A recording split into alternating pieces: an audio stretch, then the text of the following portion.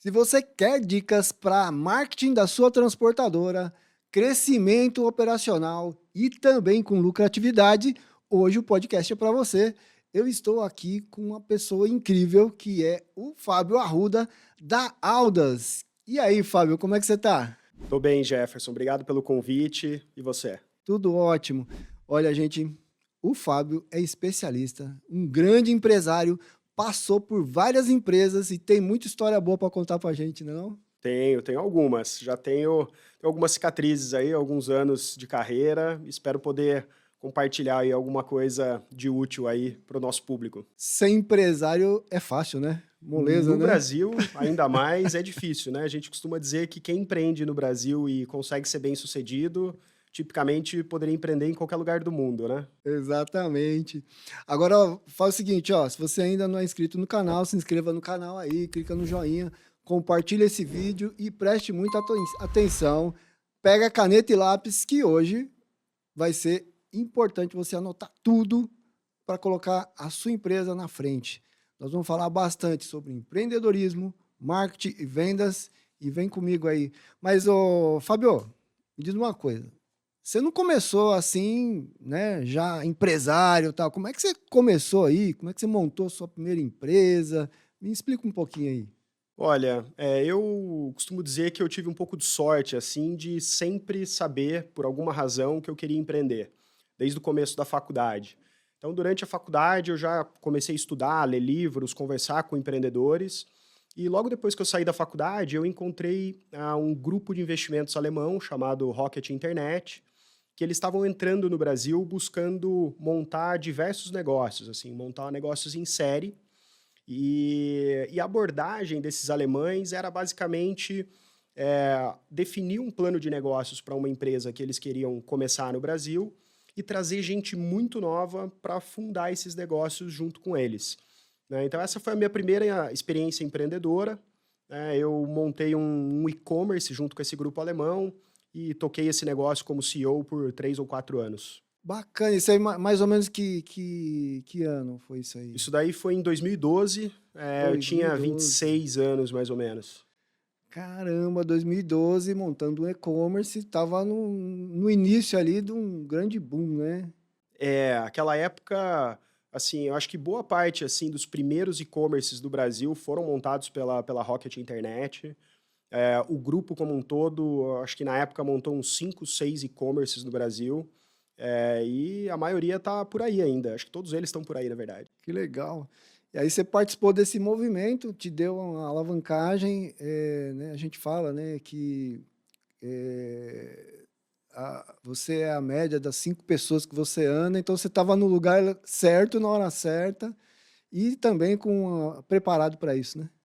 Foi uma experiência exatamente como você falou, assim, foi muito rico, porque era muito jovem, né, e eu fui empreender dentro ou embaixo desse guarda-chuva, né, de um grupo que tinha capital para investir, que tinha know-how construindo negócios, em todo o mundo, né, e tinham muitos jovens lá, assim, famintos para montar negócios, né.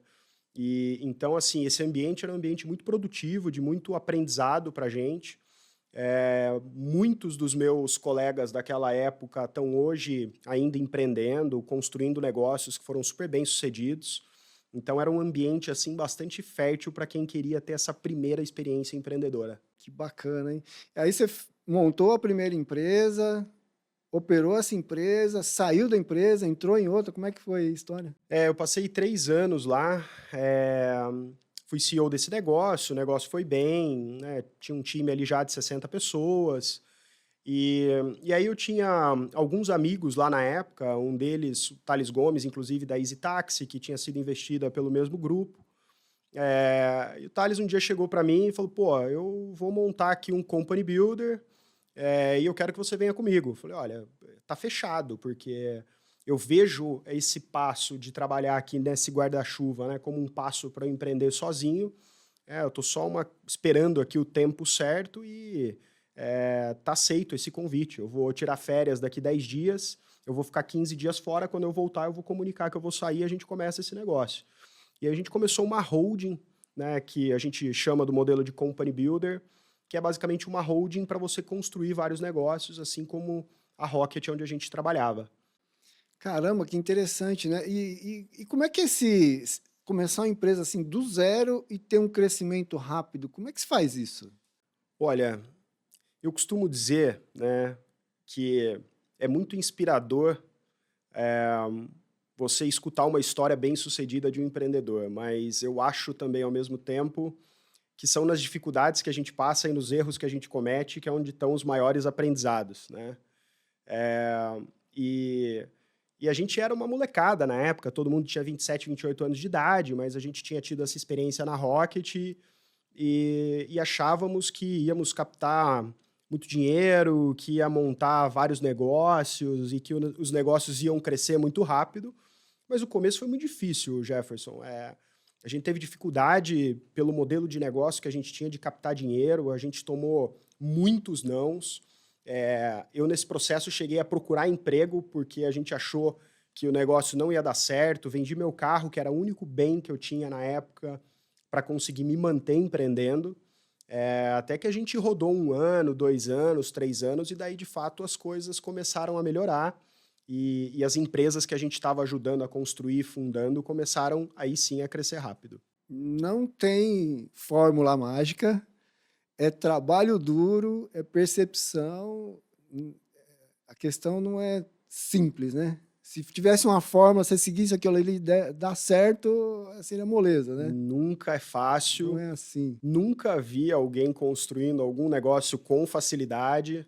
Era muito trabalho duro, muito suor, muito mais erros do que acerto, né? E eu vejo empreendedorismo dessa forma, assim, você vai cometer muitos erros buscando ter alguns poucos bons acertos, né, que leva você a construir algum negócio que tem algum sucesso, alguma relevância.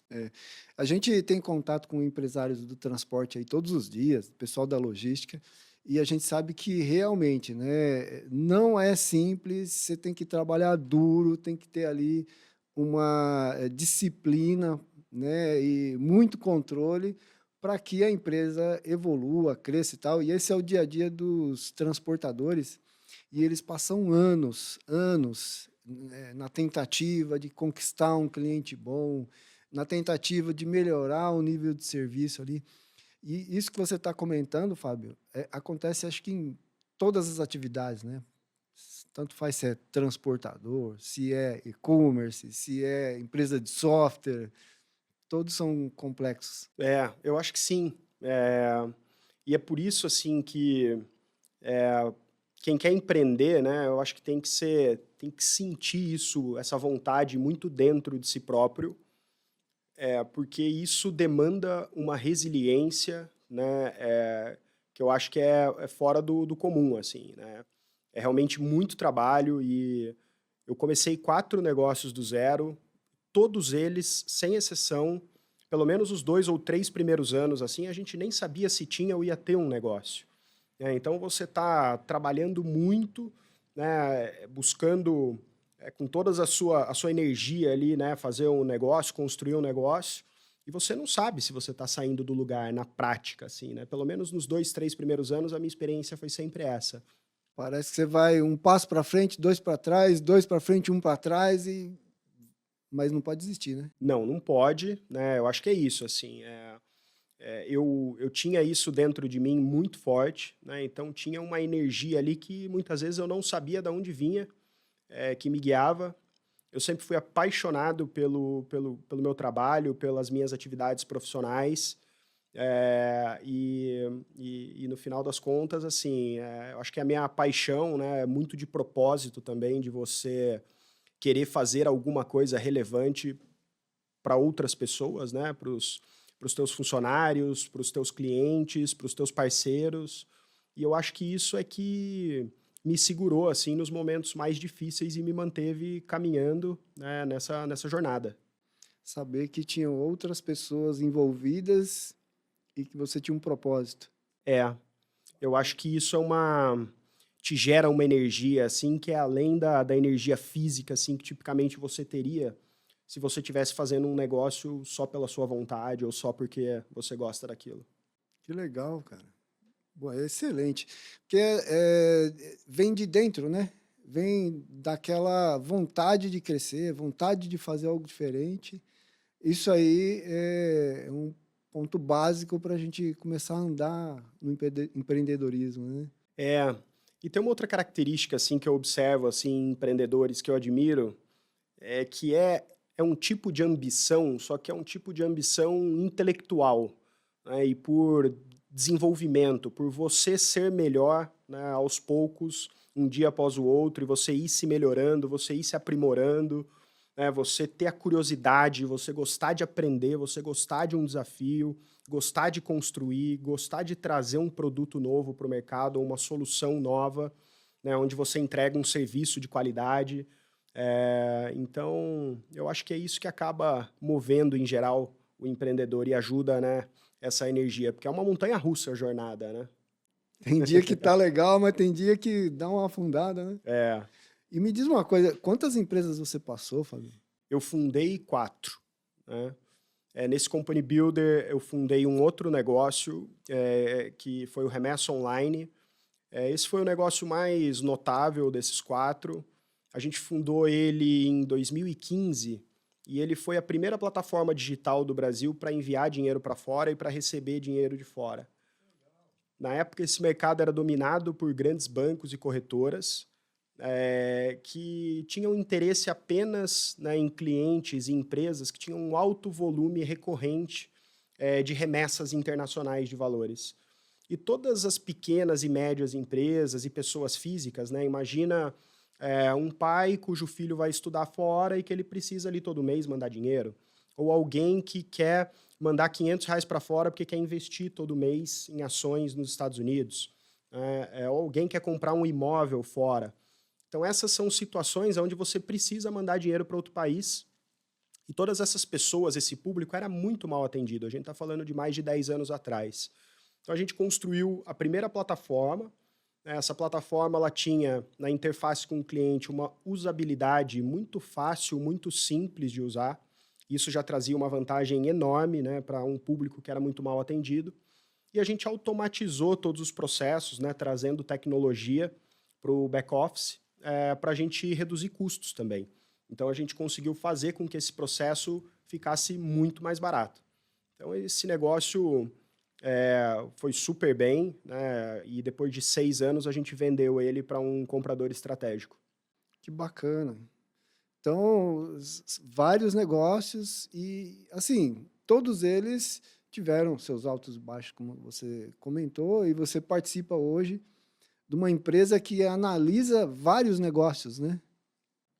É, eu sou sócio da Aldas, e a Aldas ela tem por objetivo acompanhar o empresário ao longo da jornada dele, fazendo com que esse empresário capture o máximo de valor possível para a sociedade, né? Então, tipicamente, a gente trabalha com empresários que faturam aí de 20, 30 milhões até 600 milhões.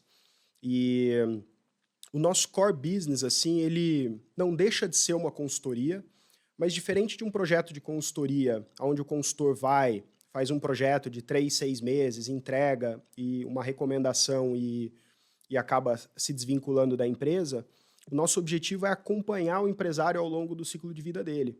Então, os nossos clientes, tipicamente, a gente acompanha eles por 2, 3, 5, às vezes 10 anos, ajudando eles com temas dentro de gestão, estratégia, governança e capital. Então, hoje a gente tem aí 120 clientes ativos, então a gente acaba enxergando muitos negócios todos os anos, com diferentes características, e a gente aprende muito com isso. Então, foi uma forma também de eu usar a minha experiência para ajudar outros empreendedores nesse processo. E eu acho que o fato de eu ter sido empreendedor, e quase todos os sócios da Aldas tiveram uma trajetória parecida, a gente acaba tendo muita empatia com o dono do negócio. Eu acho que isso ajuda a gente a ajudá-los nessa jornada. Bacana. E vocês conseguiram identificar aí alguma coisa em comum entre todas essas empresas que passam lá? Olha, tem alguns temas recorrentes. O primeiro que me vem à cabeça é o dono do negócio acabar centralizando muitas atividades e decisões nele próprio, e isso acaba dificultando ou trazendo várias dificuldades, né? Então, a empresa acaba tendo uma dependência muito grande do dono, mesmo em questões relativamente operacionais, né? Isso é entendível porque uma empresa de pequeno, médio porte, como as que a gente atende, não tem uma estrutura para ter, né, gerentes, diretores, vice-presidentes, né, que conseguem cada um tocar suas áreas de maneira autônoma, né? Então, essas empresas elas ainda não estão no estágio que elas conseguem investir para ter uma estrutura robusta. E, naturalmente, as coisas acabam centralizando muito no dono do negócio. Mas é um exercício, sabe, Jefferson? Porque se o dono não for intencional e se deixar levar por esse processo, ele corre o risco de acabar muito tempo no operacional e não agregando o valor que ele consegue agregar. Tem algumas coisas que só o dono normalmente consegue fazer, que é, por exemplo, direcionar a empresa para o futuro, né? Para onde que o meu negócio vai? Como o meu negócio vai estar daqui 5 anos? Como eu desenho um plano para chegar lá? Como eu comunico isso para a minha empresa e alinho toda a minha empresa segundo esses objetivos? Isso é uma coisa que é difícil de terceirizar, né?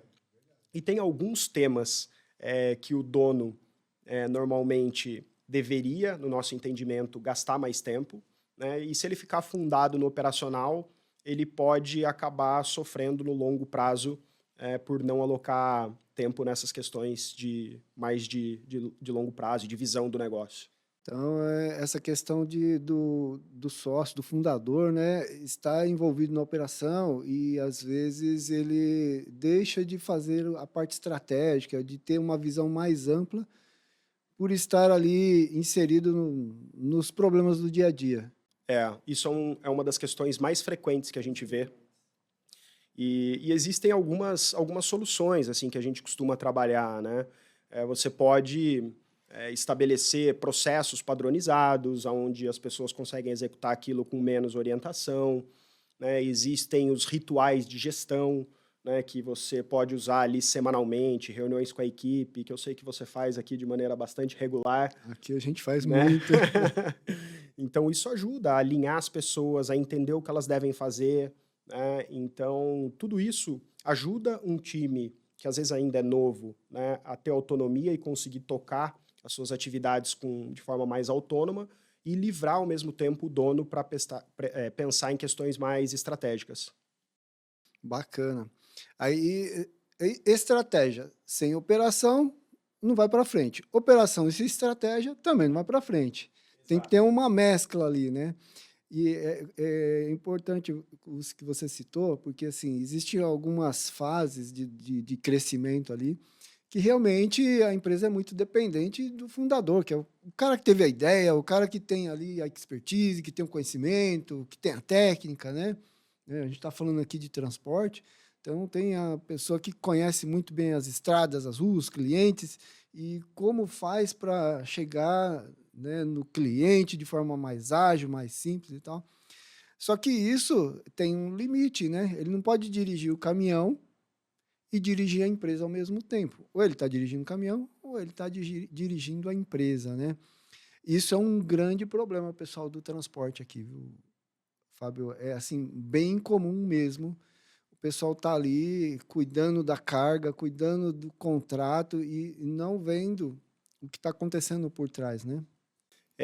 E isso acontece em empresas de pequeno porte, né? Mas a gente vê empresas assim com 300, 500 milhões de faturamento com a mesma característica. Sério mesmo? Sério, é impressionante, né? E aí que a gente nota também o brilhantismo, né, dos fundadores, porque, poxa, como que conseguiu levar um negócio desse tamanho, né, mesmo tendo uma estrutura, né, centralizada? Então, assim, também o nosso trabalho está muito ligado a isso, assim, a tentar destravar valor, né, através desses gargalos. Então, no momento em que você estabelece processos, você tem gestão, você falou muito bem, né, a questão de você precisa definir a estratégia, mas você também precisa desdobrar isso no nível tático, no nível operacional. Essas rotinas de gestão, tipicamente, quando a gente trabalha implementando, é um pouco do que a gente acredita, a gente implementa também em diferentes frequências. Então, você vai ter uma reunião estratégica, por exemplo, a cada 6 meses, onde você vai rever, né, tudo o que você definiu como objetivo de longo prazo, etc. Mas você pode ter, por exemplo, uma reunião mensal para avaliar os resultados do mês, então isso daí você está trazendo um pouco mais para o nível tático. E você pode ter reuniões semanais, né, para você avaliar se o teu operacional está de acordo com as tuas metas de médio e de longo prazo. Então, existem algumas formas e alguns processos e algumas rotinas que, se você estabelecer, isso ajuda muito, tipicamente, os empresários fazer com que a empresa consiga rodar bem, com mais autonomia e com menor dependência do dono. Entendi, realmente. E agora, assim, o pessoal aqui do transporte, eles têm essa dificuldade, né, de largar um pouquinho ali o operacional, deixar isso na mão de algumas pessoas e partir para o pronto estratégico. Só que acontece assim, muitas vezes, as vendas ali, o crescimento da empresa depende muito do dono da empresa estar em contato com o cliente, estar ali no dia a dia com o cliente para que ele consiga mais cargas, mais transportes e tal. Como é que você enxerga isso em empresas de serviço, que são, geralmente você tem o cara que é o técnico, a pessoa que, né, que é o fundador, que é o técnico, conhece muito bem aquele negócio, aquela operação, e como é que ele consegue alavancar, ele multiplicar as pessoas como ele para conseguir vender melhor o produto, o serviço. Eu vejo isso, né, a gente está falando do tema vendas, mas, em primeiro lugar, eu acho que é o tema pessoas, né? Porque eu acredito, tá, que venda é uma habilidade. E, por ser uma habilidade, ela pode ser desenvolvida. Mas tem pessoas que vão ter muito mais facilidade para desenvolver essa habilidade e pessoas que vão ter menos facilidade, né? Então, se você pegar uma pessoa que é introvertida, que não costuma se relacionar muito socialmente, porque a preferência dela é trabalhar sozinha, né, e tentar colocar ela para vender, talvez não seja o caminho mais curto para você ter mais pessoas na sua empresa além de você que vão conseguir vender bem, né? Então, eu acho que tudo começa você pensando no perfil da pessoa que você precisa para aquela função, né? Isso serve para vendas e serve também para outras áreas, né?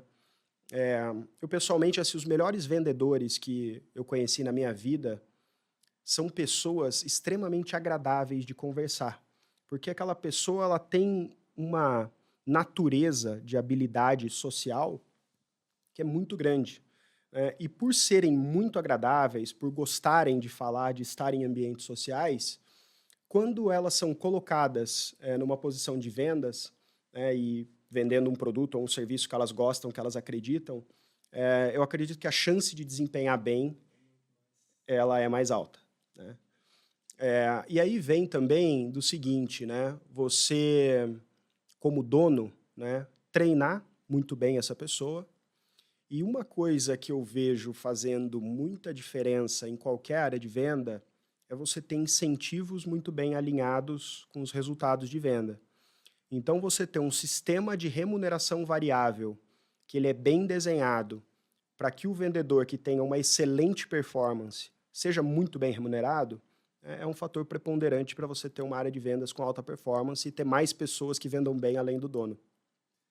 Bacana, interessante, né? Você comentou que vendas é uma habilidade, só que se você colocar a pessoa mais extrovertida, que tem ali facilidade de comunicação, pode ser que ela tenha uma performance melhor do que uma pessoa introvertida. Porém, é uma habilidade que pode ser treinada. E, assim, quanto isso é treinável, né? Como é que você fala, pô, vendedor, né, pessoa, você copia o que eu estou fazendo aqui, me imita aqui para você vender como eu vendo. Como é que faz isso, cara? Eu acrescentaria um aspecto na equação, que é o quanto aquela pessoa está interessada de verdade em aprender a vender, né? Se ela for uma pessoa introvertida, mas falar assim, eu quero esse desafio, eu quero aprender, eu quero essa função, eu quero me desenvolver, né? Eu acho que você tem um ingrediente para pegar uma pessoa introvertida e transformar ela num excelente vendedor, tá? Tem uma outra característica que eu vejo em alguns vendedores de alta performance, isso daí já aconteceu, acho que em quase toda empresa que eu passei.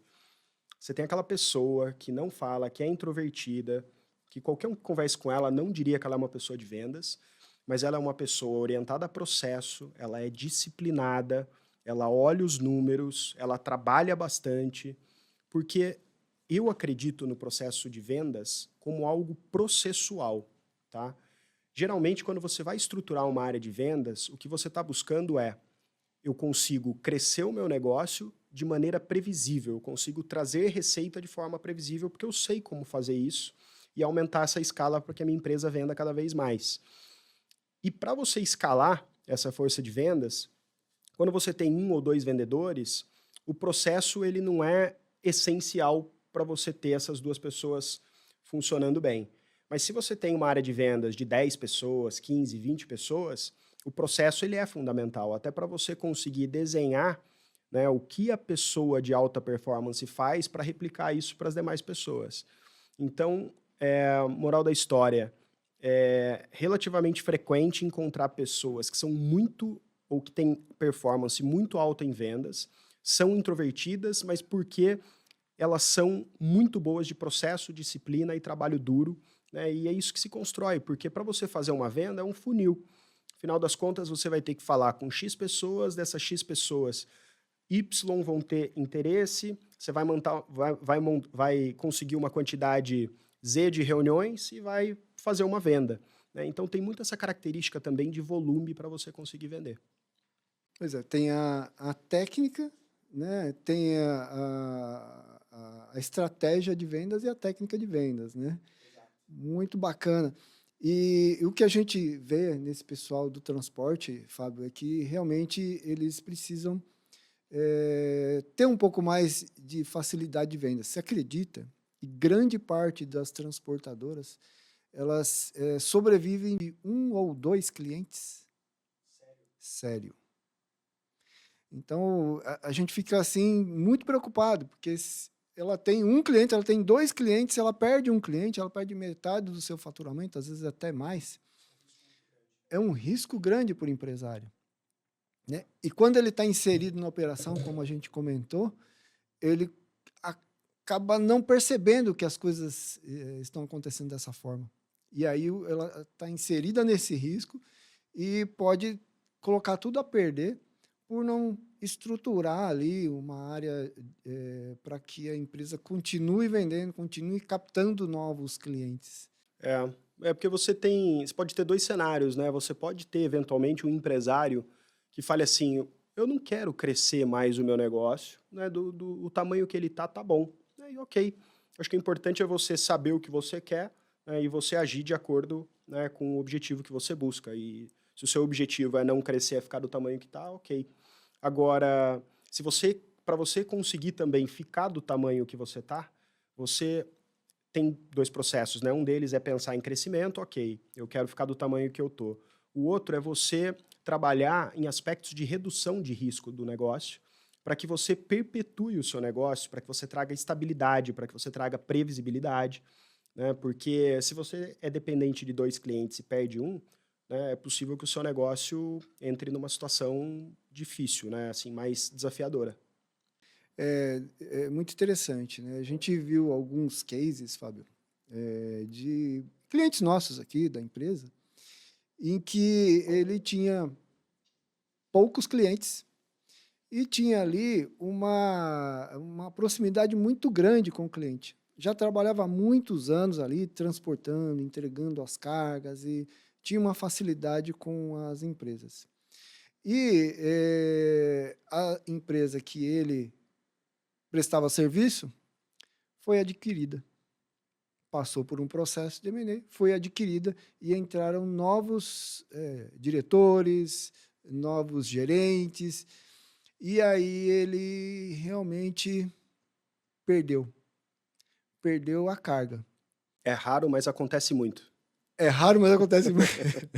Pois é.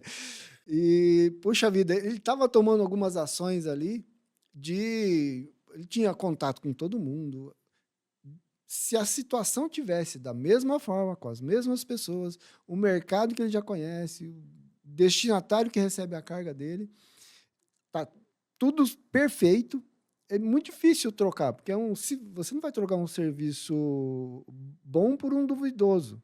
E aí, sempre assim, ele estava tocando e, no fim, chegou outra empresa, chegou novos gestores que conheciam empresas tão boas quanto a dele e fez a troca. Existem casos também, né, muito parecidos com esse, que fez a troca, trocou lá a transportadora, a pessoa ficou sem carga, diminuiu drasticamente ali o faturamento, porém, 3, 4 meses depois, voltou. Por quê?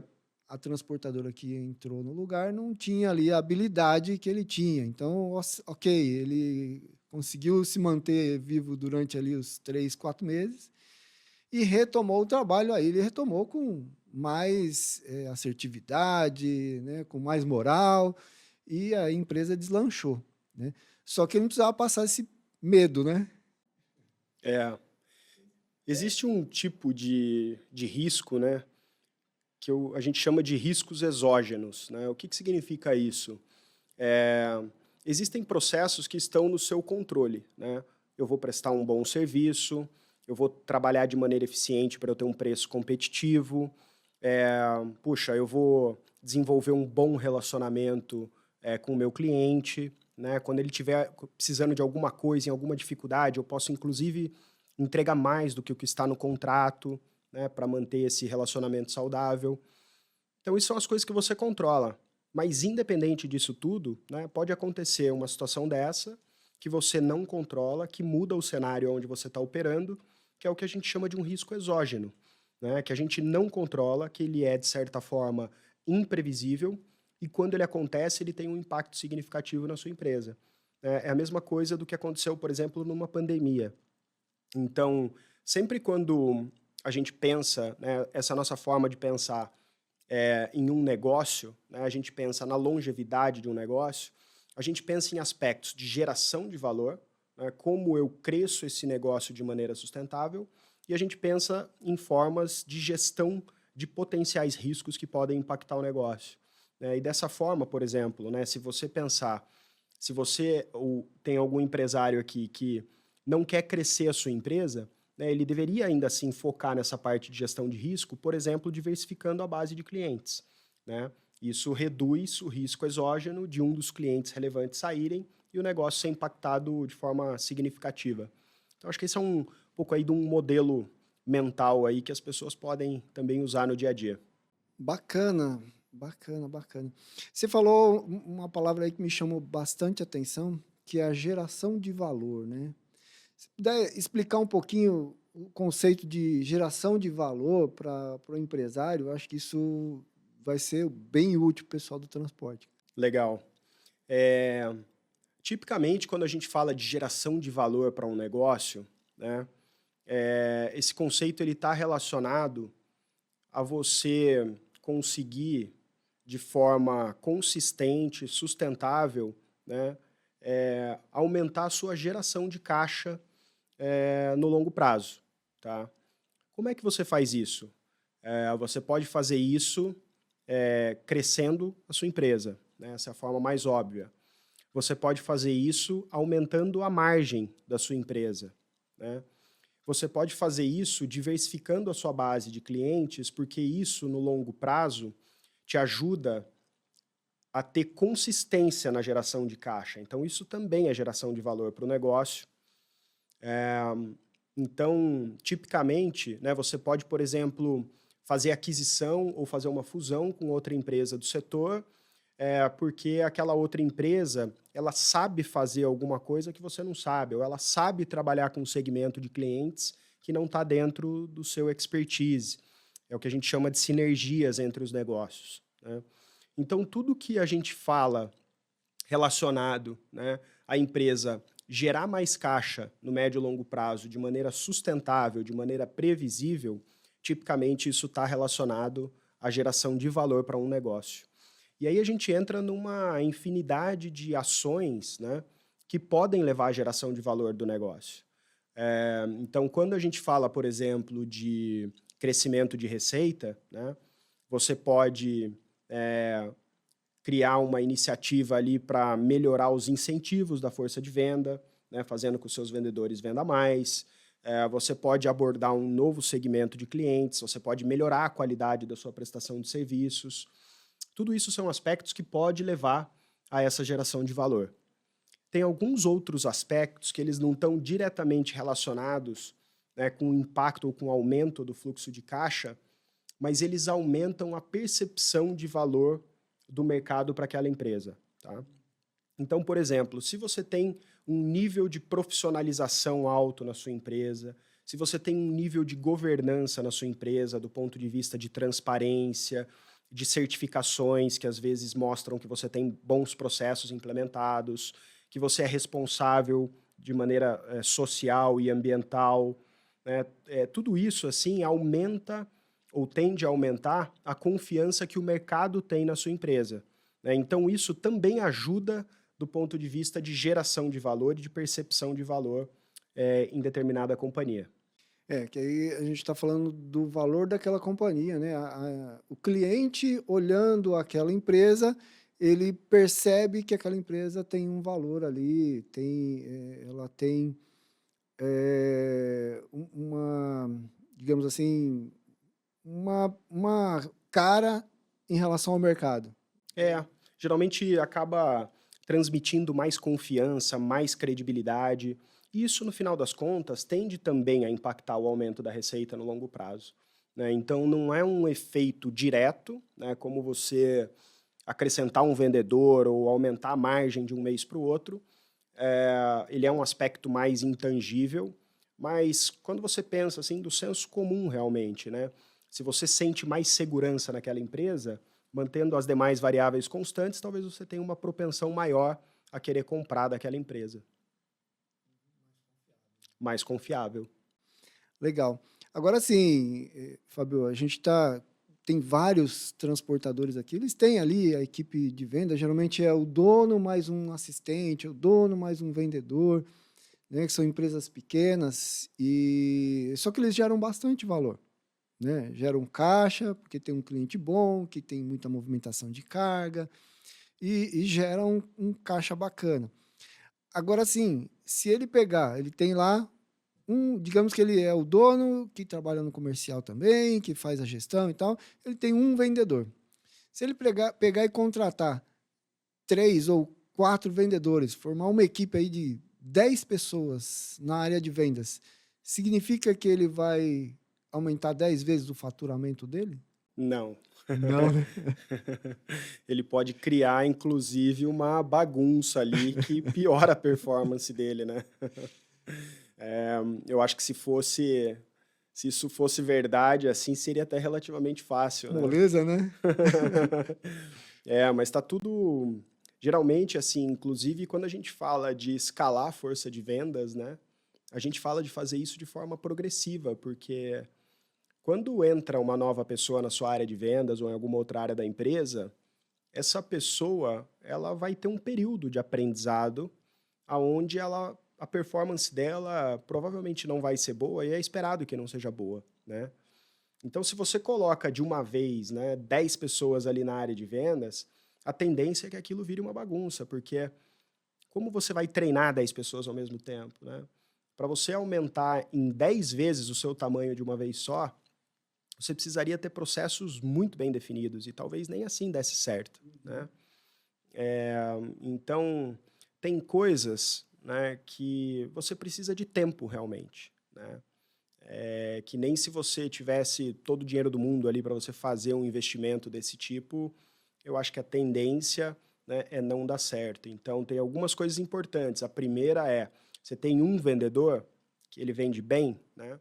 Escreve um processo de como ele faz no dia a dia, como ele organiza o dia dele, qual é o pitch que ele usa para vender, é, como que ele qualifica um cliente para entender que aquele realmente é um potencial cliente para a empresa, como que ele se comporta nas reuniões, quanto tempo essa venda demora para ser feita, como que ele gera leads, né? Quantos leads são convertidos em reuniões, quantas reuniões são convertidas em clientes.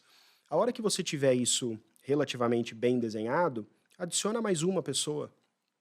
Deixa aquela pessoa ficar ali 2, 3 meses, começar a render de fato como um vendedor, aí você traz outra pessoa, né, e vai fazendo isso de forma progressiva, vai melhorando o seu processo, vai entendendo o que funciona, vai olhando os números da tua companhia, números básicos, né, esses que a gente falou de funil, de conversão por etapa. Então, eu utilizaria um pouco disso assim como critério, prestando muito atenção em quem você vai contratar. Eu, no meu último negócio, ele era um negócio na área de investimentos e, propositalmente, era para equipe sem enxuta. Era eu e mais 2 ou 3 pessoas, né? E para contratar essas 3 pessoas, eu entrevistei 90 pessoas, né? E eram candidatos qualificados, não é que foram 90, né, que apareceram lá. Eu gastei, assim, grande parte do meu tempo por uns 2 meses só para formar essa equipe, assim. Eu chegava a fazer 10 entrevistas de candidato em um dia. Então, de novo, né, Jefferson, aquilo que a gente falou no começo, não tem segredo, né, não tem atalho, é trabalho duro, né, e se você valoriza, né, as pessoas e quer tomar essa decisão, né, de quem vai trabalhar contigo com cautela, você vai ter que conversar com muita gente, né, e ver, né, quem é a pessoa ali que você acredita que vai estar do teu lado no longo prazo e vai contribuir com a tua companhia. Bacana. Aí, mudando um pouquinho, pela experiência que você tem nessa empreitada que você está hoje, aí, da Aldas, que você tem contato com muitos empresários, analisa muitas empresas, como é que você vê aí a situação do empresário? Eles estão mais preparados? Eles precisam se preparar mais? Comparando a situação atual com 15 anos atrás, como você começou, na época que você estava ali desenvolvendo as suas primeiras empresas.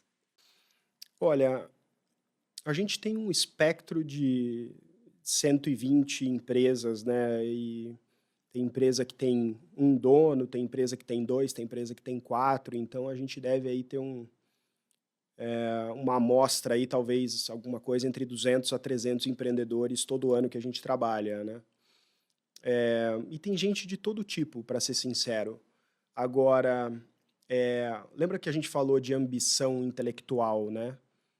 A gente percebe assim que uma característica frequente dos empreendedores cuja empresa cresce e evolui mais rápido, né, são empreendedores assim sedentos por aprender, né? Então, a gente tem hoje, por exemplo, um tema que é a inteligência artificial, né, que muitos acreditam, né, que desde que a energia elétrica foi descoberta, né, a inteligência artificial talvez seja a tecnologia com maior poder de disrupção desde que a energia elétrica foi criada, né? Então é algo grandioso, é algo que vai impactar todos os setores, a grande maioria das funções, né? Então, por exemplo, esse é um tema que, como vai impactar todo mundo, né, não tem muito como fugir. Independente de qual é o seu setor, mesmo que você não esteja dentro do segmento de tecnologia, como aprender a usar as novas ferramentas, como entender como essa tecnologia pode fazer você trabalhar de forma mais produtiva, de forma mais assertiva, né? E eu estou pegando esse tema aqui só como exemplo, né? Você tem que estar atento, né? Quais são as coisas que, se você aprender e dominar, podem levar o teu negócio para o próximo nível e não ter medo de encarar esse desafio.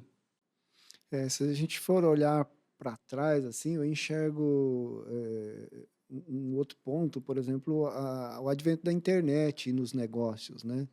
O advento da internet nos negócios mudou completamente a forma de se fazer negócio. Recentemente, a gente viu na pandemia que muitos negócios presenciais vieram a se tornar negócios online. Muitas atividades que eram presenciais estão sendo feitas online, reuniões, por exemplo. E tudo isso é bem pequeno perto da disrupção que a gente enxerga, né, na inteligência artificial. Eu não estou falando nós falando de pandemia 2020, 5 anos. Né? Houve uma mudança de comportamento das pessoas, nos negócios, na maneira de se operar a empresa, há 5 anos atrás. Se você pegar, né, desde a última revolução industrial, nada, né? 5 anos, um bebê nasceu e continua sendo um bebê. 5 anos é uma criança muito pequena. Então, quer dizer, já está mudando tudo de novo. E vai continuar mudando, sempre vai mudar. E sempre vai mudar. A tendência é mudar cada vez mais rápido. E o empresário? O empresário, se ele não for sedento por aprender e se atualizar e evoluir, o jogo vai ficar mais difícil para ele. O exemplo que você deu foi ótimo, assim.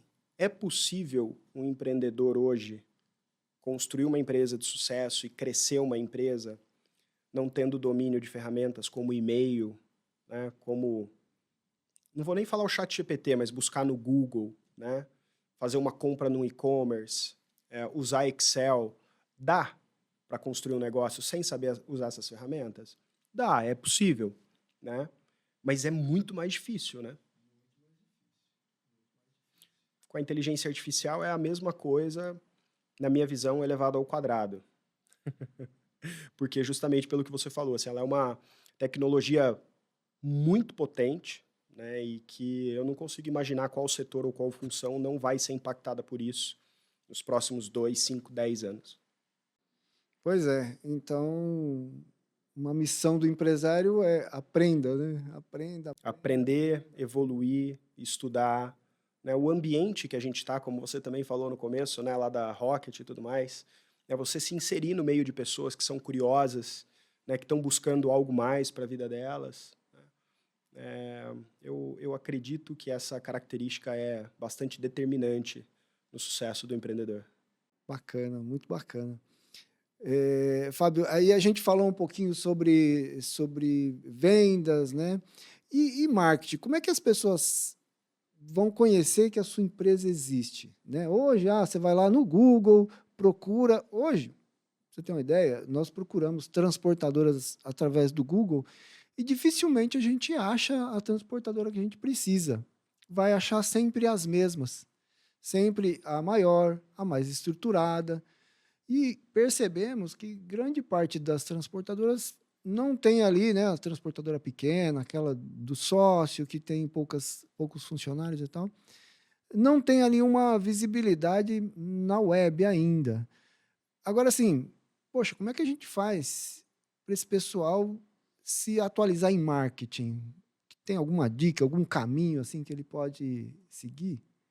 Olha, eu recomendaria, né, sempre trabalhar com profissionais num primeiro momento, uma agência, né, um consultor que tenha o domínio sobre aquilo. E eu acho que isso hoje está muito democratizado, assim, com tickets relativamente baixos, né, você consegue já contratar uma pessoa, uma agência para te dar alguma ajuda.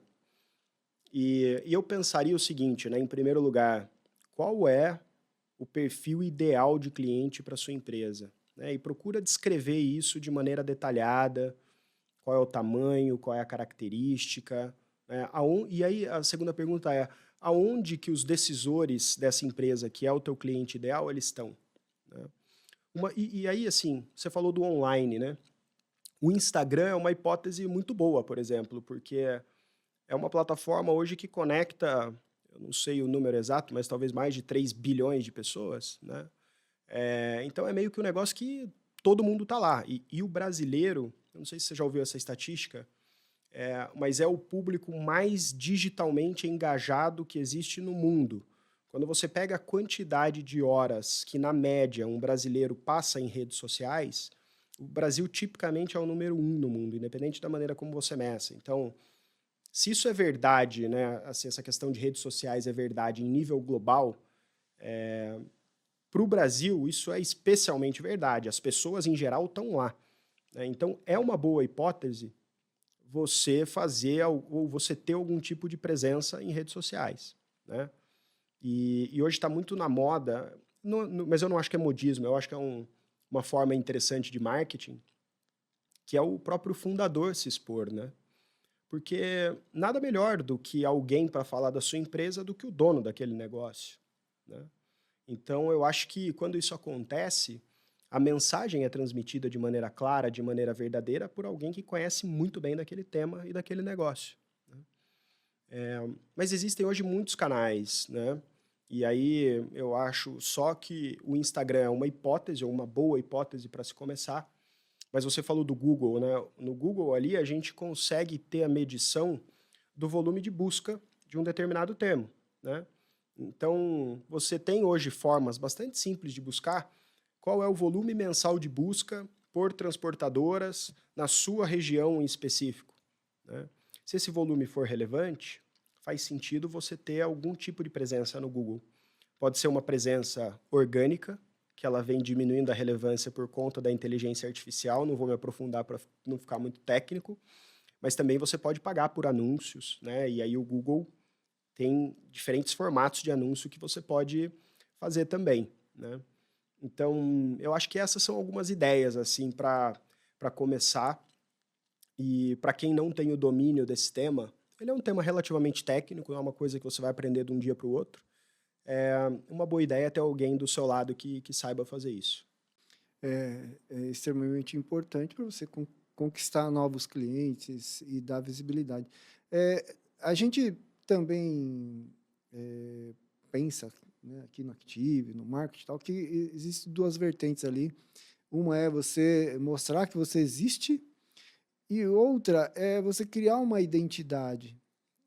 Quem é aquela empresa? Quem é aquela transportadora? Que tipo de produto ela faz? Qual tipo de serviço que ela presta?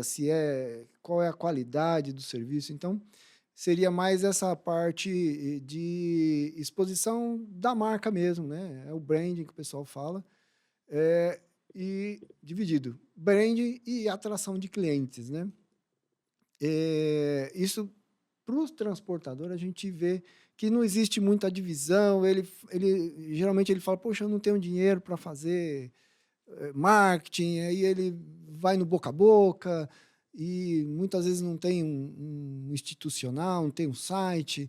E hoje, né, a gente é tudo eletrônico. Nem cartão de visita tem mais, né? A gente vê poucas pessoas com cartão de visita. Inclusive, eu tô com uma caixa de cartão de visita aqui, de anos que está ali, e não consigo distribuir mais. E isso vai deixando. A forma que ele sabe fazer é aquela. Vai ficando mais distante dele conseguir mostrar a cara da empresa dele para o público, né? A gente falou aqui de Google, falou de Instagram, falou, né? A gente tem outras mídias, LinkedIn, hoje tem bastante TikTok, né? TikTok no Brasil tá bem acessado, né? E assim, esse tipo de preocupação faz sentido para empresas pequenas? Faz, com certeza. Porque o branding, né, ou a sua marca, está relacionado com a forma como as pessoas te percebem, né? Então, assim, você falou do TikTok, né? Tem muita gente que está no TikTok, e aí pessoa física ou influenciador, para fazer dancinha, né? Vai lá, coloca uma música, fica dançando e tal.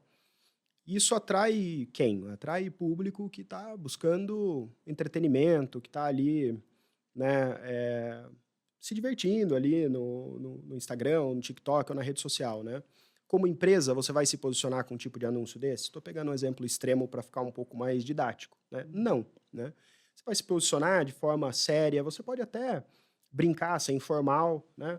Mas de maneira adequada, né? Acho que a informalidade, ela inclusive traz essa questão humana, né, e tudo mais, não precisa ser todo sério, formal, mas você não vai ali ficar fazendo dancinha, né? Então, você tem que se comportar de uma maneira, né, que você transmita uma imagem, né, que vai ser condizente com o que o teu cliente busca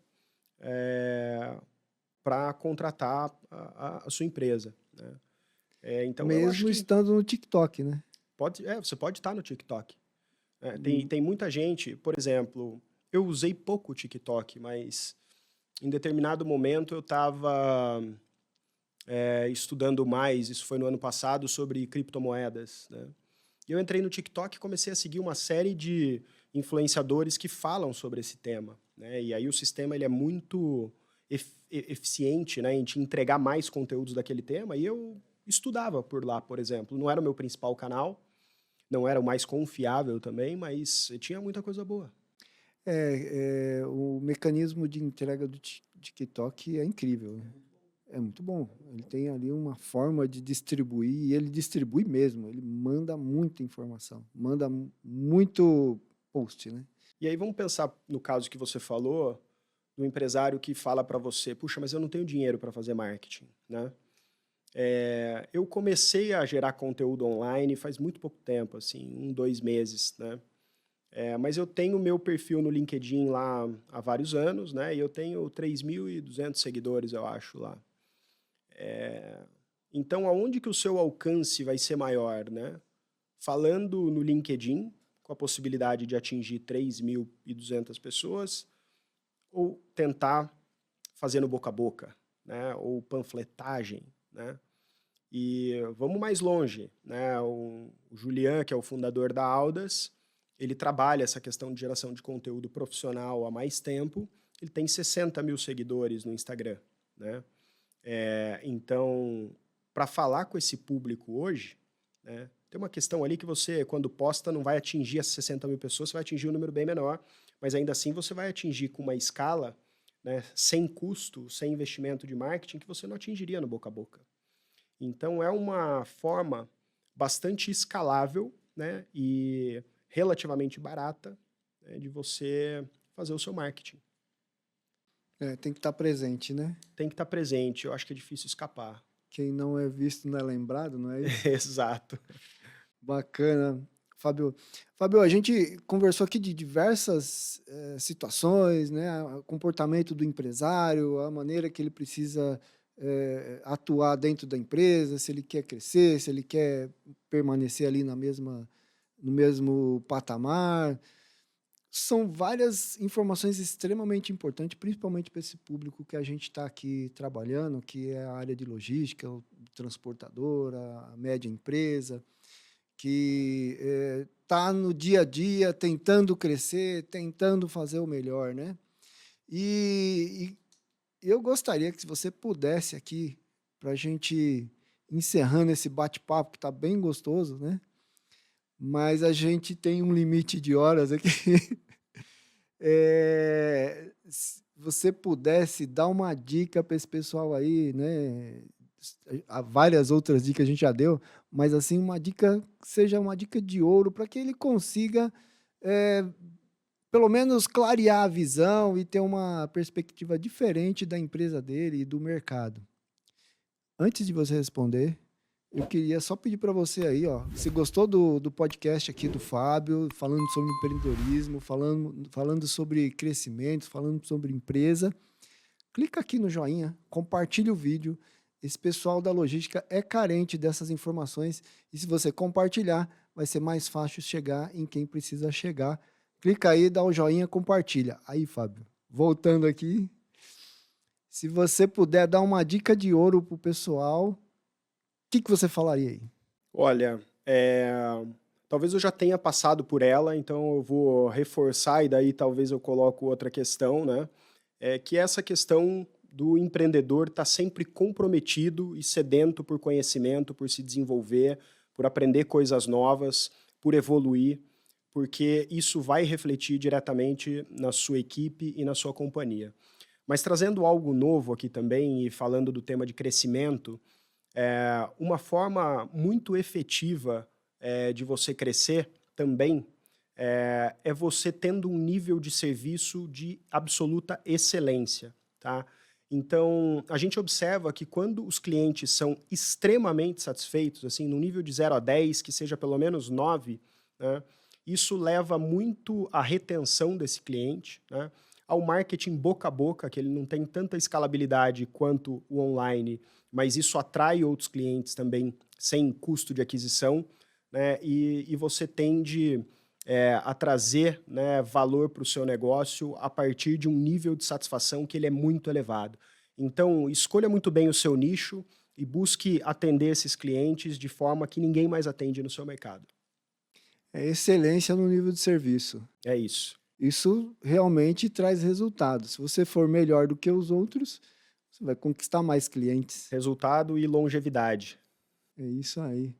Fábio, foi um prazer imenso recebê-lo aqui no podcast. Foi muito legal ter esse papo. Agradeço de novo vocês pelo convite. E olha, o pessoal do transporte vai agradecer demais, vai comentar aqui embaixo, porque tem muita coisa bacana que você ensinou que a gente nunca tinha falado aqui no canal. Que bom, fico feliz em saber. Espero ter contribuído de alguma forma para o seu público também. Fábio, obrigado pela presença, foi excelente. Tudo que você comentou aqui, tudo que você trouxe para o nosso público. Foi um prazer imenso recebê-lo aqui no nosso podcast, viu? Muito obrigado, Jefferson. Foi um prazer estar aqui conversando com você. Espero que eu possa ter contribuído um pouco aí com o público de vocês. Obrigado mesmo. E você, se não é inscrito, se inscreva no canal e até a próxima. Um abraço. Até mais.